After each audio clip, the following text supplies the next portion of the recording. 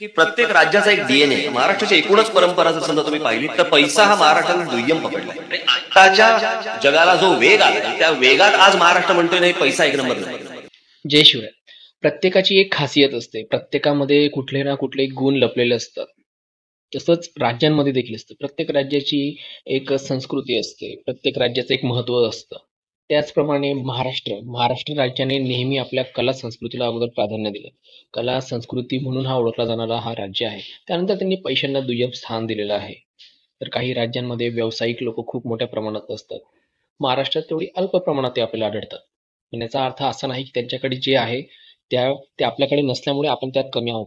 आपल्याकडे जे असते ते आपण कशा पद्धतीने ते जगासमोर मांडतोय, त्याचा दर्जा आपण किती उंचावर त्याचा घेऊन जातोय हे आपल्यावर असतं. थोडक्यात आपण समजून घेऊयात राजसाहेब ठाकरे यांच्याकडून आपल्या महाराष्ट्राचा नेमका डीएनए काय आहे. तर त्याच्यामध्ये मला असं वाटतं की प्रत्येक राज्याचा एक डीएनए आहे. तुम्हाला गुजरातमध्ये किंवा राजस्थानमध्ये तुम्हाला उद्योगपती मिळतील, पण तुम्हाला तेंडुलकर मिळणार नाही, तुम्हाला गावस्कर मिळणार नाही, तुम्हाला लता मंगेशकर मिळणार नाही, तुम्हाला आशा भोसले मिळणार नाही, तुम्हाला चांगले चित्रकार मिळणार नाहीत, तुम्हाला चांगले कवी मिळणार नाही, तुम्हाला चांगले साहित्यिक मिळणार नाही. हा महाराष्ट्राचा डीएनए आहे. पण आपलं सोडून दुसऱ्याचं काय चांगलं होतंय मला असं वाटतं आपण तिकडे जायचा प्रयत्न करतोय. आपण आपलं काही वाढवायचा प्रयत्न करत नाही. तर पैसा हा महाराष्ट्राने दुय्यम पकडलाय.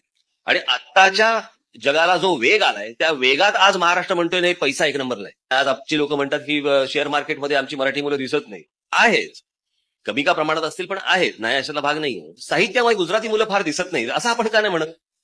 मला असं वाटतं की आपण आपलं काहीतरी सोडून आपण भलतेच्या काहीतरी मागे लागतो आणि आपण आपली गोष्ट, महाराष्ट्राची गोष्ट आपण कुठेतरी हरून बसतो असं मला वाटतं.